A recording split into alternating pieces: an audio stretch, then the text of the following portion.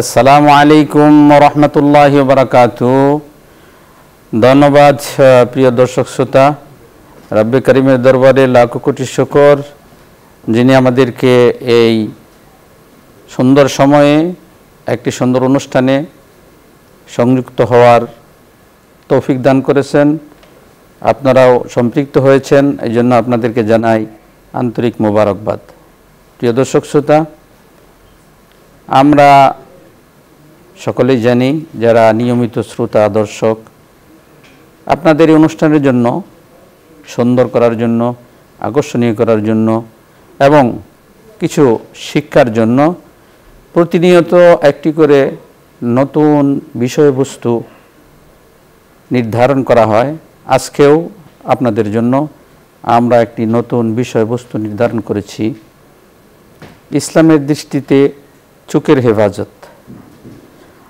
আর এই বিষয়বস্তুর উপরে আলোকপাত করার জন্য আমরা একজন বিশিষ্ট আলেমে দ্বীনকে ইনভাইট করে থাকি, আমাদের গেস্ট হিসেবে আসেন। আজকেও তার ব্যতিক্রম নয়। আসুন, আজকে যিনি আছে আমাদের সাথে, গেস্ট পরিচয় করে দিচ্ছি।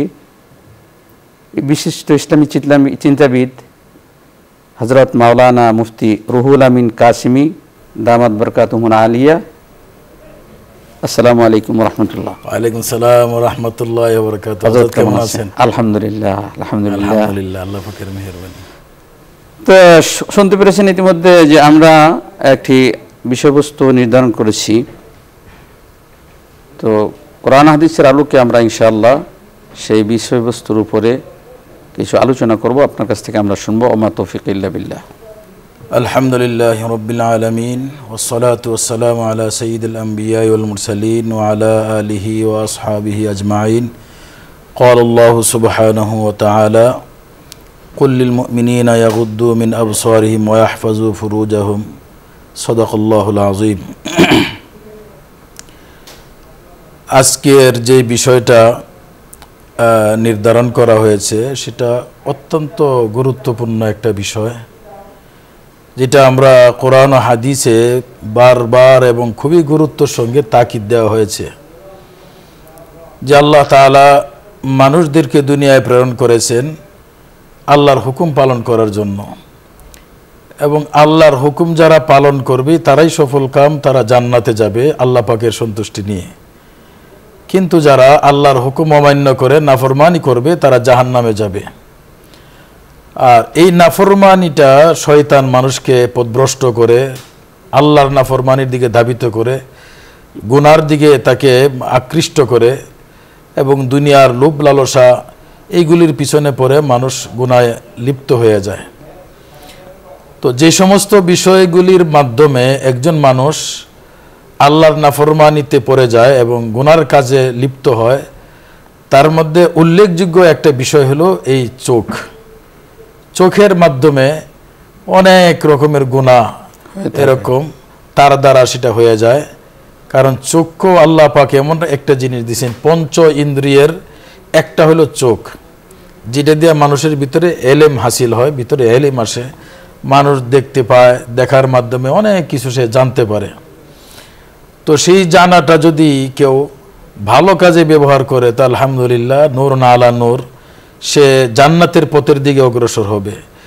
কিন্তু এই চক্ষু যদি সেটাকে খারাপ কাজে ব্যবহার করা হয় তাহলে এর দ্বারা সে গুনার কাজে লিপ্ত হয়ে যাবে, গুনার আকর্ষণ আস্তে আস্তে তার ভিতরে সৃষ্টি হইতে থাকবে এবং সেই দিকে সে আগাইতে থাকবে।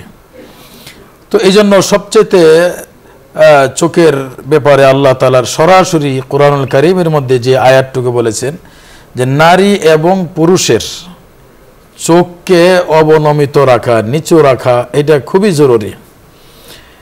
কেননা অন্যান্য বিষয়গুলি তো আছেই, যেরকম চোখের দ্বারা আমি বিভিন্ন গুনার পথের দিকে অগ্রসর হই, সেইগুলি তো আছেই, কিন্তু বিশেষ করে নারী পুরুষের যে বিষয়টা এবং পর্দার যে বিষয়টা, এটা আল্লাহ পাক এই আয়াতের মধ্যে বিশেষ গুরুত্বের সাথে উল্লেখ করেছেন। এবং সেই পর্দা আপনি জানেন যে সেটা পুরুষের জন্য এবং নারীর জন্য ভিন্ন ভিন্ন আয়াত দিয়ে আল্লাহ তাআলা পরিষ্কারভাবে বলেছেন। এবং এই জগতে মানুষ গুনার সঙ্গে লিপ্ত হওয়ার, গুনাহগার হওয়ার জন্য যতগুলি বিষয় আছে তার মধ্যে গুরুত্বপূর্ণ একটা বিষয় হলো নারী সংক্রান্ত। পুরুষ নারীর দ্বারা, নারী পুরুষের দ্বারা আল্লাহ পাকের বিভিন্ন নাফরমানিতে লিপ্ত হয়ে যায়। আর সেই কাজের ভিতরে সবচেয়ে বেশি প্রধান গুরুত্বপূর্ণ ভূমিকা রাখে হলো চোখ। একজন পুরুষ যখন একটা নারীর প্রতি, সে বেগানা নারীর প্রতি সে দৃষ্টিপাত করে, তখনই আস্তে আস্তে তার ভিতরে এরকমভাবে হারাম এবং কুপ্রবৃত্তি তার ভিতরে আস্তে আস্তে সৃষ্টি হইতে থাকে এবং সেই কাজের সে চিন্তা ভাবনা সে করতে থাকে। আর হাদিসের মধ্যে আসছে এবং কোরআনের মধ্যেও আসছে যে যখন একটা মানুষ কোনো গুনার দিকে যাইতে থাকে, তখন আস্তে আস্তে সেই রাস্তাটা তার জন্য সহজ হয়ে যায়। একের পর এক সে বিভিন্ন পয়েন্ট সে অতিক্রম করে সামনের দিকে আগাইতে থাকে। ধন্যবাদ মতুশি হুজুর, আপনাকে সুন্দর সারগর্ম আলোচনা করার জন্য। আপনি সুন্দর আলোচনা করতেছিলেন। প্রিয় দর্শক শ্রোতা, অত্যন্ত গুরুত্বপূর্ণ একটি বিষয় যা আল্লাহ রাব্বুল আলামিন কোরআনে মাজিদে বলেছেন, লাহুম আয়ুনুল্লাহ ইবসিরুনা বিহা, যাদের চোখ আছে চোখ দিয়ে দেখে না। এর মানে আল্লাহ পাক যে নির্দেশ দিয়েছেন সেই নির্দেশকে লঙ্ঘন করে অন্যদিকে সে দৃষ্টিপাত করে, অন্যদিকে সে তাকায়, এদেরকে আল্লাহ তাআলা বড় ধমকি দিয়েছেন। বড় চমৎকার বলেছেন এক কবি, লব্বে বন্ধ চশমে বন্ধ গোশে বন্ধ অরনাবিনী নূরে হকবর মা বেখান। জালালউদ্দিন সৈয়দী রহমতুল্লাহ আলাই বলতেছিলেন যে দুনিয়ার মানুষ, তুমি চোখ, মুখ, কান এই তিনটাকে সংযত রাখো, এই তিনটাকে হেফাজত করো, তাহলে তুমি আল্লাহ পাকের নূর তোমার ভিতরে অনুভব করতে পারবা। আর যদি অনুভব করতে না পারো তাহলে আমি জালালউদ্দিন সৈয়দীকে তোমরা উপহাস করিও। এই জন্য প্রিয় দর্শক শ্রোতা, এটা অত্যন্ত, চোখের দ্বারা আগে গুনার আকর্ষণ মানুষের সৃষ্টি হয়, এরপরে অন্তরে কল্পনা হইতে থাকে সেটা কীভাবে সে বাস্তবায়ন করবে, এরপরে অঙ্গ প্রত্যঙ্গের দ্বারা। এই জন্য যারা চোখকে হেফাজত করবে, আল্লাহ তাআলা তার অন্তরকে হেফাজত করবে। এই জন্য আমরা চোখকে হেফাজত করার জন্য বলা হয়েছে যে রাস্তা দিয়ে হাঁটার সময় যে আদবের কথা বলা হয়েছে, বেশ কয়েকটা আদব, তার মধ্যে একটা আদব হচ্ছে রাস্তা দিয়ে হাঁটার সময় নিচের দিকে তাকায় হাঁটা। যদি নিচের দিকে তাকিয়ে, সামনের দিকে তাকিয়ে সে নিচের দিকে তাকিয়ে হাঁটে, তাহলে অনেক গুনাহ থেকে সে বেঁচে যাবে। আল্লাহ রাব্বুল আলামিন আমাদেরকে চোখের গুনাহ থেকে, অঙ্গ প্রত্যঙ্গের গুনাহ থেকে হেফাজত থাকার তৌফিক দান করুন, আমিন ইয়া রাব্বাল আলামিন। প্রিয় দর্শক শ্রোতা, এতক্ষণ আমরা আলোচনা শুনতেছিলাম, চমৎকার আলোচনা। আমরা যদি আজকের আলোচ্য বিষয়ে আমাদের কোনো প্রশ্ন থেকে থাকে বা ইসলামিক যে কোনো প্রশ্ন আপনাদের থেকে থাকে, তাহলে আপনারা প্রশ্ন করতে পারেন। আমরা কোরআন হাদিসের আলোকে তার সমাধান দেওয়ার চেষ্টা করব। ওমা তৌফিক ইল্লা বিল্লাহ। প্রিয় দর্শক, প্রথমে যিনি আছেন নাম বলে, পরিচয় বলে প্রশ্ন করুন। আসসালামু আলাইকুম ওয়া রাহমাতুল্লাহ। ওয়ালাইকুম আসসালাম। এটা কি নিউজ 24? জি, নিউজ 24। জি জি জি, প্রশ্ন করেন। আচ্ছা হুজুর, আমি ঢাকা মিরপুর থেকে বলছি। হুজুর, আমি বলছিলাম যে যারা আয়না ঘর তৈরি করে মানুষকে জঘন্যভাবে নির্যাতন করে, ওই সমস্ত ব্যক্তিদের ঈমান আছে কি না? ধন্যবাদ। আপনি আমাদের সাথে থাকুন। জুলুম সম্পর্কে, কেউ যদি জুলুম করে। জি ভাই, জুলুম হাদিসের মধ্যে আসছে, আজুলম জুলমাত ইয়াউমুল কিয়ামা। জুলুম যে অত্যাচার করে, অত্যাচারী সে আল্লাহ পাকের শক্তি নিয়ে সে খেলে, আল্লাহ পাকের বান্দাদের উপরে অন্যায়ভাবে নাহকভাবে সে অত্যাচার করে। আল্লাহ রাসূল ইরশাদ করেছেন যে এই ব্যক্তির হাসর হবে এই অবস্থা যে সে পুরা অন্ধকারের মধ্যে পড়ে থাকবে, আল্লাহ পাকের রহমতের নূর সে দেখতে পাবে না, এবং দুনিয়াতেও এক সময় সমস্ত মানুষ তার বিরুদ্ধে হয়ে যাবে এবং যে কোনো টাইমে গজব তার উপরে চলে আসবে। সারমর্ম হচ্ছে যে আপনি বলতে চাচ্ছেন যে জালেমদেরকে আল্লাহ পছন্দ করে না, পছন্দ করেন। যেই জুলুম করুক, যেই হোক, সে তাকে জুলুম করে না। আর বেশি একটা সময় আল্লাহ পাক দেয় না, এক সময় দুনিয়াতে ধরে ফেলে, না হয় দুনিয়া পরকালে তাকে ধরবে। ধন্যবাদ। আশা করি বুঝতে পেরেছেন। পরবর্তী দর্শক যিনি আছেন, নাম বলে প্রশ্ন করুন। আসসালামু আলাইকুম ওয়া রাহমাতুল্লাহ। ওয়ালাইকুম আসসালাম। জি, আমি তোফাজ্জল হোসেন বলছি বিলায়ত থেকে। আমার প্রশ্ন হলো যে আদম আলাইহিস সালাম আসলে সর্বপ্রথম মুসলমান ছিল, তাহলে আজকে এই হিন্দুদের কেন সনাতনী ধর্ম বলে বলা হয়? এটা তো পরে আসছে। ধন্যবাদ, আপনি আমাদের সাথে থাকুন, আমরা আলোচনা করছি। বুঝতে পেরেছেন? জি, হযরত আদম আলাইহিস সালাম উনি মুসলিম জাতির সমস্ত মানুষের প্রথম মানুষ, যাকে আল্লাহ তাআলা প্রথম বানাইছেন।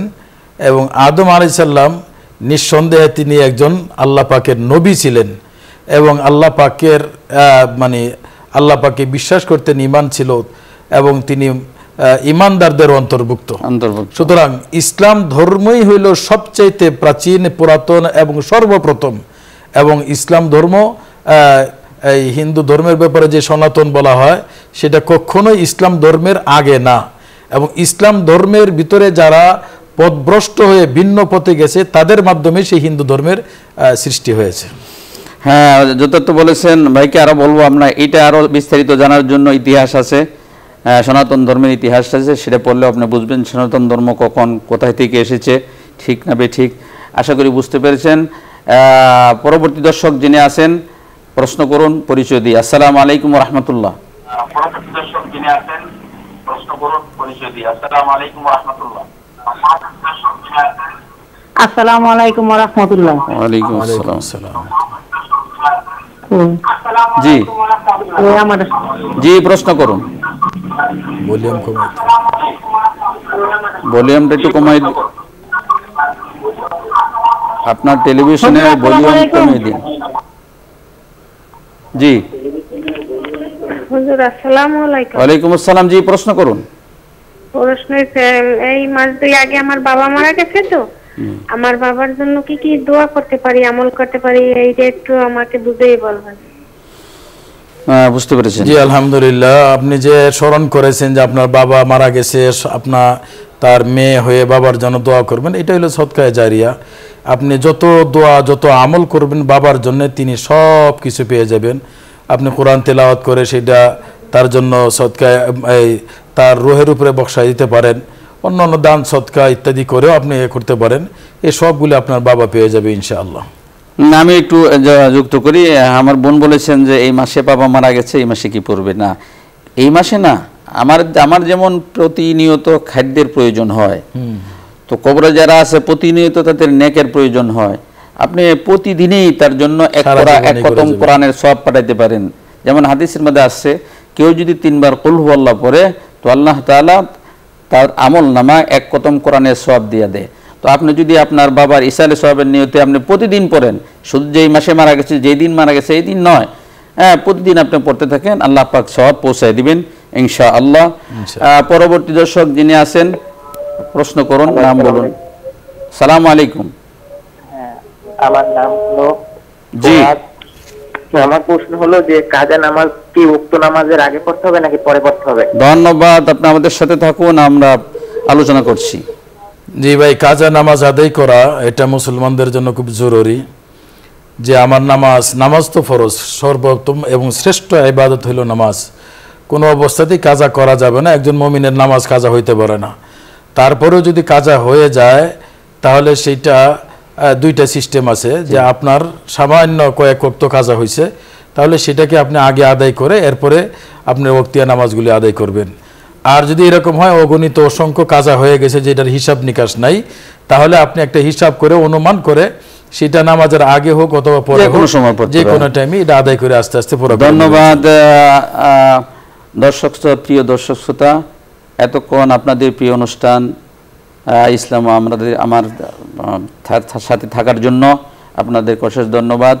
আগামী দিনের অনুষ্ঠান দেখার আমন্ত্রণ রেখে আজকে এখানেই শেষ করছি। আল্লাহ হাফেজ। আসসালামু আলাইকুম ওয়া রাহমাতুল্লাহি ওয়া বারাকাতুহু। দোয়া হবে ইস্তেগফার দুরূদ উপরি। আস্তাগফিরুল্লাহাল্লাযী লা ইলাহা ইল্লা হুয়াল হাইয়ুল কাইয়্যুম ওয়া আতুবু ইলাইহি লা হাওলা ওয়া লা কুওয়াতা ইল্লা বিল্লাহিল আলিয়্যিল আযীম। اللهم صل على محمد وعلى ال محمد كما صليت على ابراهيم وعلى ال ابراهيم انك حميد مجيد. اللهم بارك على محمد وعلى ال محمد كما باركت على ابراهيم وعلى ال ابراهيم انك حميد مجيد. الحمد لله رب العالمين والصلاة والسلام على أشرف الأنبياء والمرسلين ربنا ظلمنا أنفسنا وإن لم تغفر لنا وترحمنا لنكونن من الخاسرين اللهم إنا نسألك الهدى والتقى والصحة والسلامة من كل داء ربنا لا تزغ قلوبنا بعد إذ هديتنا وهب لنا من لدنك رحمة إنك أنت الوهاب رب ارحمهما كما ربياني صغيرا رب ارحمهما كما ربياني صغيرا আয় আল্লাহ আয় আরহামার রাহিমিন আমাদের দুরুদ ও সালামের হাদিয়াটুকু নবী পাকের রওজা ধারে পৌঁছায় দাও আয় আল্লাহ বেশক আমরা গুনাহগার মেহেরবানি করে আমাদের জিন্দেগীর तमाम গুনাহগুলো maaf করিয়া দাও